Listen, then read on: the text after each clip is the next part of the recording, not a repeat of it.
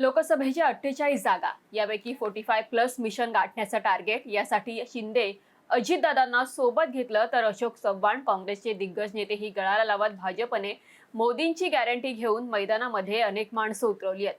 समोर आव्हान आहे महाविकास आघाडीचं। यातही ठाकरे आणि पवार असे दोन फुटलेले पक्ष आणि काँग्रेस। मात्र ज्या शिवसेना ठाकरे गटाविरोधात भाजपने महायुतीचं आव्हान उभं केलंय त्यांच्या समोर केवळ 4 जागेवर भाजप विरुद्ध ठाकरे गट असा सामना पाहायला मिळणार आहे।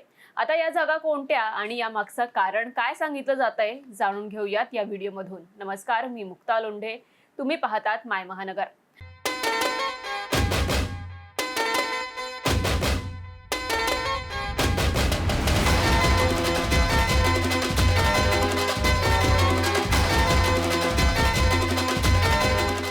निवडणुका जवळ आल्या आणि राज्यात ठाकरे गट विरुद्ध भाजप असा सामना रंगणार असे कयास बांधले जात होते।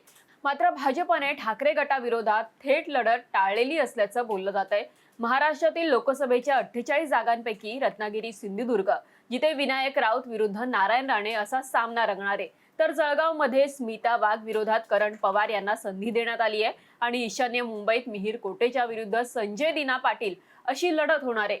जळगावमध्ये संजय काका पाटील आणि चंद्रहार पाटील हे रिंगणात उतरलेत। महाराष्ट्रात भाजप विरुद्ध ठाकरे गट असा रणसंग्राम 4 जागेवर पाहायला मिळणार आहे। 30 वर्षाहून अधिक काळ भाजप आणि शिवसेना युतीमध्ये होती। या काळात एकजुटीने दोन्ही पक्षांनी मिळून लोकसभा विधानसभा निवडणुका लढवल्या। मात्र महाराष्ट्रातील राजकारणात पहिल्यांदा अशी घटना घडली। शिवसेना भाजप युती तुटली आणि महाविकास आघाडी सरकार अस्तित्वात आलं। आता महाविकास आघाडी सरकार कोसळलं कसं आणि महायुती सरकार सत्तेत आलं कसं हे नव्याने सांगण्याची गरज नाहीये। महायुतीचा फॉर्म्युला स्पष्टपणे समोर आला नाहीये, तर महाविकास आघाडीकडून शिवसेना ठाकरे गटाला 21 जागा मिळाल्या आहेत। यापैकी 4 लोकसभा मतदारसंघात शिवसेना ठाकरे गट विरुद्ध भाजप अशी लढत होणार आहे। भाजप विरुद्ध ठाकरे गट यांच्यातील लढत टाळण्यामागे अनेक राजकीय अंदाज बांधले जात आहेत। भाजप प्रादेशिक पक्षांना एकमेकांविरोधात भिडवून सुरक्षित जागा लढण्यावर ते भर देत आहेत। यासह ठाकरे गट भाजप विरोधात सेट करत असलेला पक्षफोडीचा नॅरेटिव्ह पासून वाचण्यासाठी भाजपने थेट ठाकरेंच्या विरोधात उमेदवार देणं टाळलं आहे।